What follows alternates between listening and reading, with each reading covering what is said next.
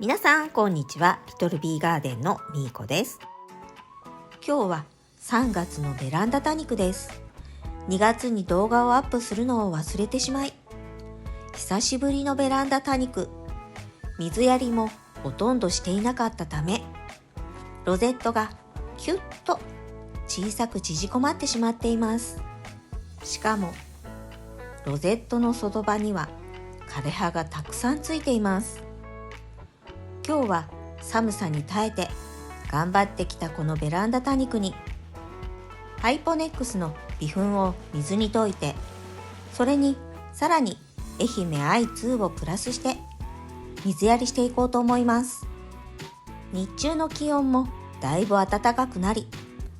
この水やりでベランダの多肉も一気に紅葉が冷めてしまいそうですね。このエゲリアも水を欲しそうな顔をしています。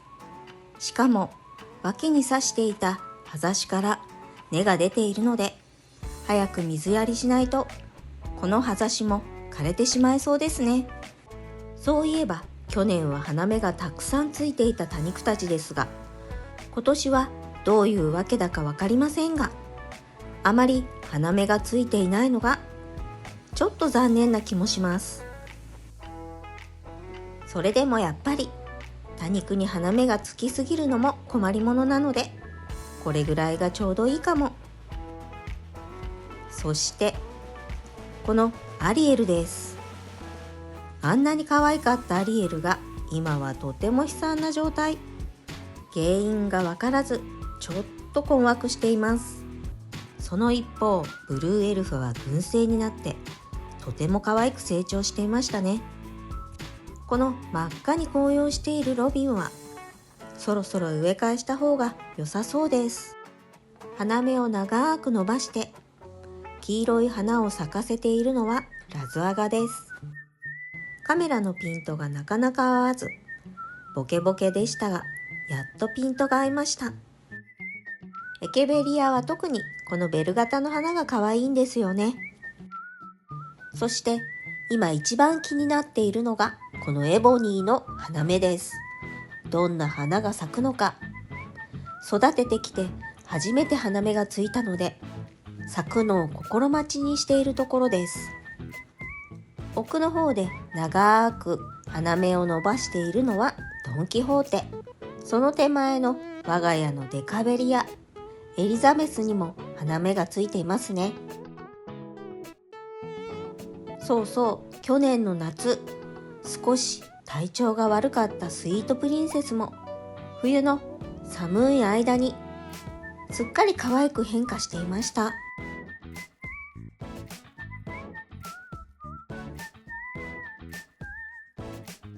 そしてこのレインドロップスも植え替えする詐欺でなかなか植え替えできていないので、今年の春こそ植え替えしたいと思っている多肉です。一段下の多肉も少し見ていきましょう。庭のマディバよりも一回り大きいベランダマディバ、そしてどこにいてもひときわ目立つロビン、プリドニス×コロラータも今年増やしたい多肉です。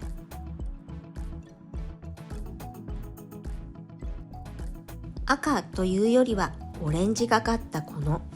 かわいいヌダ。これは夏の暑さに弱いので、これからの季節が要注意です。冬の間ベランダに避難してきたセダムたちもそろそろ庭で管理しようと思います。今釣りは夏の間に伸びてしまいますが、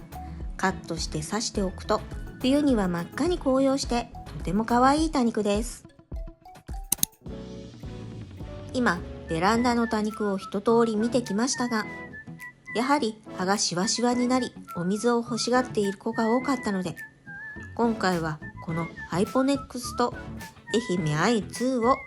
入れた水やりをしていこうと思います。ちなみにこの愛媛アイ2とハイポネックス微粉は肥料というよりは多肉の根を元気にしてくれるアイテムになります。今回はたっぷり水やりしたいので10リットルの水を用意してきました。ここにハイポネックスの微粉を計量スプーンで測り溶かし込んでいきます。水2リットルに対して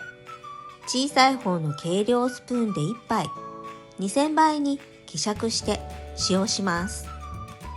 今回は水を10リットル用意しているので小さい方の計量スプーンで5杯入れています。ここに愛媛愛2をよく振ってからキャップに半分ほど入れていきます。この愛媛愛2は500倍から1000倍に希釈して使用します。この愛媛愛2の作り方は上にカードを貼っておくので興味のある方は簡単なのでぜひ作って多肉に使ってみてくださいね。また植物全般に使用できるため家庭菜園をしている方にもおすすめです。また使用期限は3ヶ月ということなのでなくなる少し前に作り置きしておくのがいいかもしれません。今回はほぼ1ヶ月水やりをしていないため数回に分けてたっぷり水やりをしていきます。最初はロゼットの周りに水を軽くかけていきます。この時久々の水やりなのでシュワシュワシュワシュワと土が水を吸って音を立てています。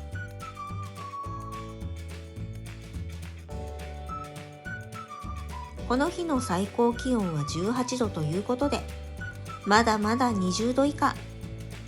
多肉にたっぷり水やりをしても蒸れる心配がないため水やりするにも気がとっても楽ですよね。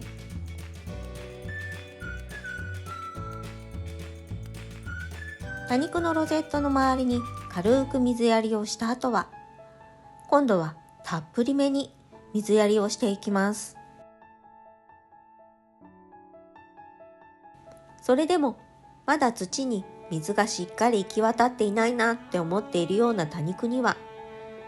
時間を置いてさらにもう一度水やりをします。2、3日時間を空けてから多肉の様子を確認してみてくださいね。それでもまだ水が欲しそうな時にはその時にまた多肉にしっかり水をあげて様子を見ます。水やりをした後は特に多肉の調子を確認するのが大事です。ほとんどの多肉植物は大丈夫だとは思うんですが、たまに調子を崩してしまう子がいるんですよね。そんな子をいち早く発見するためにちょいちょい様子を見ることが大事なんです。特に今回のようにたっぷり水やりをするときは注意が必要です。今水やりをしている多肉のトレイも私の背では手も届きにくいのでなかなか水やりもできていなかったため特にロゼットがぎゅっと引き締まっている子が多いです。しかもロゼットの外葉にはたくさん枯れ葉もついています。今日はたっぷり水をもらって葉にしっかり水をためてこの春にぐんぐん成長してもらいたいです。ちなみにベランダのビニールはまだ外していません。このベランダのビニールを外すタイミングもなかなか難しいんですよね。ビニールシートで幾分は遮光できているので、このビニールシートを外した後は、ベランダは日差しが強いので、すぐに遮光を始めなければいけません。毎年この時期、遮光が遅くて多肉を焦がしてしまうので、今年こそは多肉を焦がさないためにも、早めに寒冷車を使って遮光したいと思います。皆さんのお宅ではどのような遮光をしていますか？皆さんのお宅で使用している多肉の遮光グッズ、おすすめアイテムがありましたら、ぜひコメントで教えてくださいね。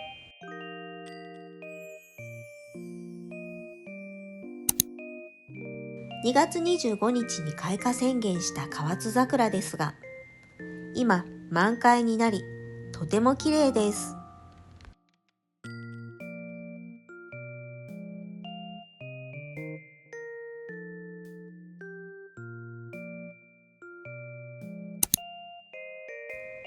はい、ベランダに戻ってきました。一通り水やりを終えたベランダ多肉の様子です。この水やりで一気に紅葉が冷めてしまうのはとても寂しいですが、夏の暑さに耐えれるようにしっかり葉に水分をためて、また秋に紅葉してくれるのを楽しみにしたいと思います。そして水やりした後は水滴のレンズ効果で成長点が蒸れてしまったりするのを防ぐために、ロゼットの上に溜まっている水滴をブロワーで吹き飛ばしておきます。このブロワーはダイソーの500円商品です。意外と使えますが、充電式ではないため、モバイルバッテリーが必要なところがちょっと難点なんですよね。多肉のロゼットの上に乗っている水滴はもちろんですが、葉と葉の間にも水が溜まっているため、その水もブロワーを使ってしっかり吹き飛ばしておきましょう。2月のベランダの多肉をご紹介できなかったのがとても残念でしたが、今回3月のベランダの多肉にはハイポネックスの微粉と愛媛愛2を使い、ベランダの多肉にたっぷり水やりをしていきました。いかがだったでしょうか。この水やりでベランダの多肉の紅葉も見納めだと思うと寂しいですね。この動画が良かったなって思っていただけたら、高評価とチャンネル登録をよろしくお願いします。今日も最後までご視聴ありがとうございました。それでは次の動画でお会いしましょう。またねー。